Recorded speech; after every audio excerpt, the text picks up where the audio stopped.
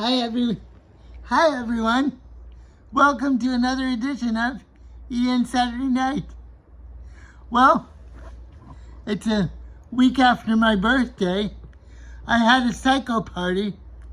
It was very nice. Psycho is one of my favorite movies for the emotion portrayed in Anthony Perkins. And not everybody showed up, but I had a few people, and a photographer was there, and I had cupcakes. I wanted to have candy corn, but I actually had cupcakes. So, but that was nice, and the movie was riveting. A few scary scenes.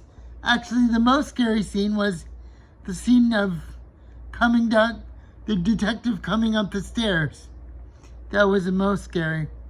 A riveting, iconic performance by Anthony Perkins. A classic by any stretch of the imagination. Usually I don't go for scary movies, but Anthony Perkins has a charm and a vulnerability in this film that comes through most acutely, and I just love his performance. I can't say enough about it. So that was my birthday party. As you know from my past video entry, I went downtown and talked to a bartender, and that was interesting in its own right. She was an alternative person, which I gravitated towards.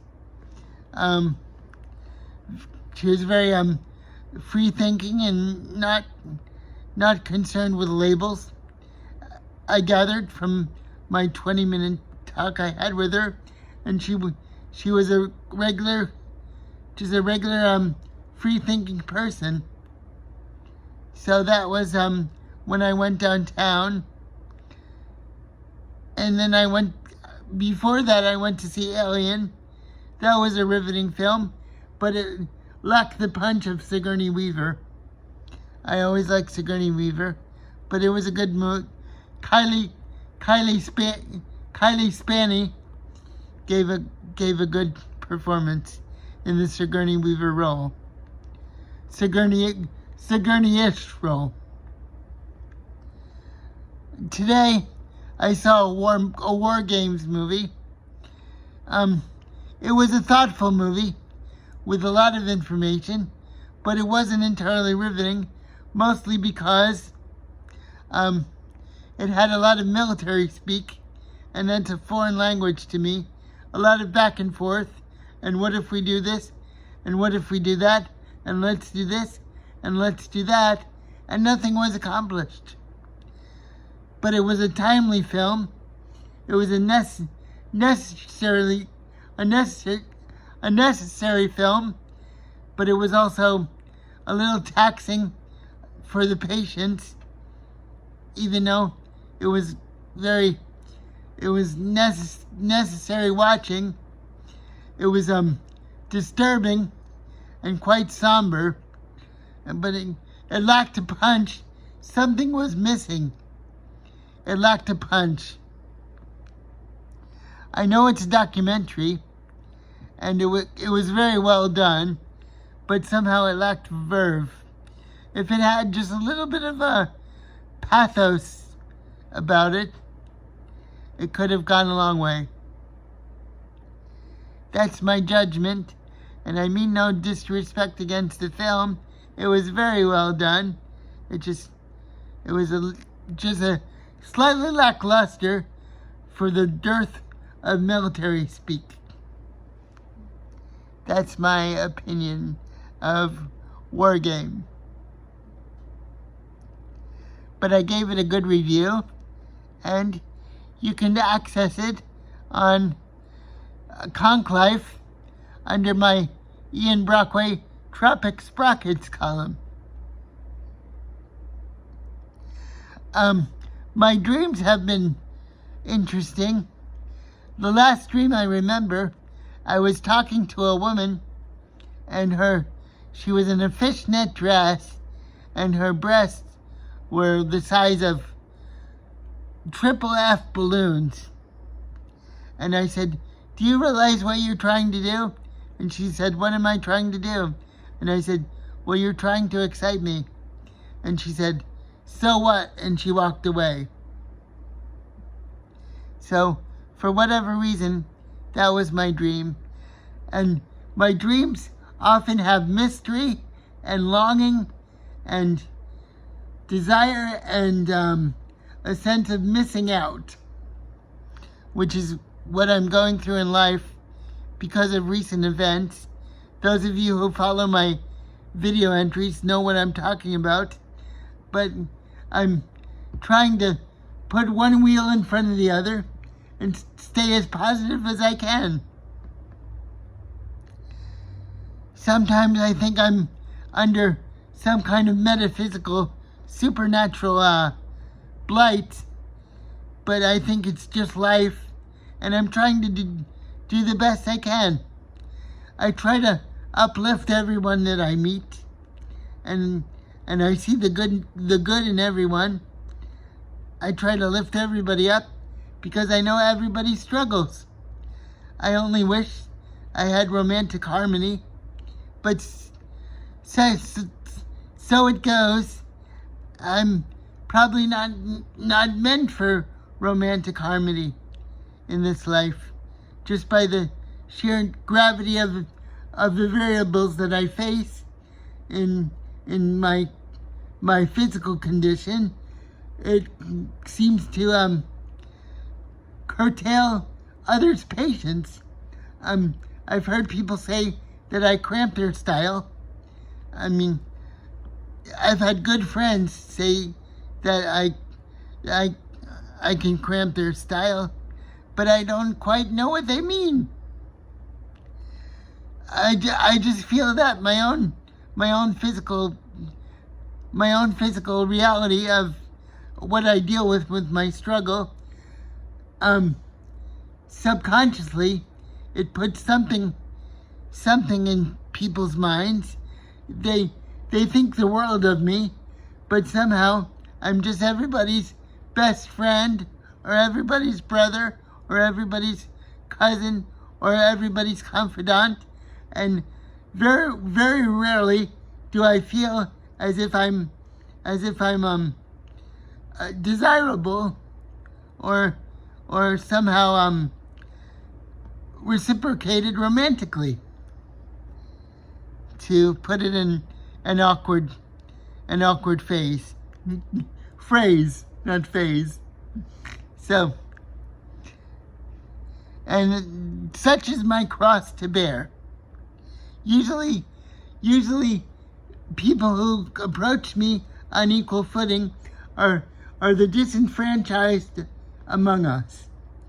The people that are struggling, they're either struggling with living spaces or struggling with emotional issues, or struggling with some wants or vexations or demons of the heart. Those are the people that usually seek me out for whatever reason. Such as it is, I try not to judge my I mean, of course I judge my circumstance, but I try to have a light heart about it, because I can only conclude that I'm living this life for a reason, and I have to make the best of it. When I go down the street, people shout Timmy to me, the character from South Park, and I used to get angry. Precisely because I do stutter when I get nervous, but precisely because I don't think I'm anything really like Timmy. My hair is darker, for one thing. I'm not quite as fair and bubbly as Timmy is. I know I might be a little spastic, but other people in my position might not be called Timmy at all. So I know I'm rambling. I'm rambling on this entry, but it's because the moon is full, perhaps, and I have a lot of excess energy built up inside me. So my dreams are filled with desire and vexation comes to mind in my dreams. For whatever reason, I think I tend to beat myself up in any relation. I tend to beat myself up in any relationship that I'm in. I make a mistake, and it comes across my heart 100-fold. That's just the way it is. In my last relationship that I'm speaking of, I tried to do everything I could, but honestly, it felt like I made one step forward, and with a great freedom of generosity of my heart, and a great struggle to meet her internationally, as she was a traveler, and things would happen beyond my control for the most part, and it would be 2 steps back, or two wheels back. So I have to be honest and say that's how it feels. I was very, it was the closest that I've ever came to marriage. I was quite overcome with a great sense of joy, and come to find out, something would happen, an argument or unforeseen difficulty, given the distance and given the psychology between us, and it really did feel beyond my control. It would always be 2 steps back, and that's the way it really felt. There's other things to say, and there's other things that I could write down, but basically in my heart, it feels like that. A great sense of joy, and it's like ecstasy. It's the closest I've ever come to ecstasy, and then to have an argument or something like a big punch across my heart. I'm speaking of Mexico, a big punch across the heart. She got very angry with me, so it feels all of a sudden like, just kind of like a switch went off, bringing in all the colors of a struggled dream, or some kind of a purgatory. So I was blindsided, and I'm still thinking about it. It's hard to erase from the mind. It really is. There's other factors, and I don't judge her so much. She deals with a lot, and with her past especially, and having 3 kids, I can't imagine the things that she handles. But even with that, it feels like a whammy. It feels like a surgery, something surgical upon the heart. It really does. So, I think I've said a mouthful, and I got news, some good news today. I'm starting a new class on surrealism and pop culture.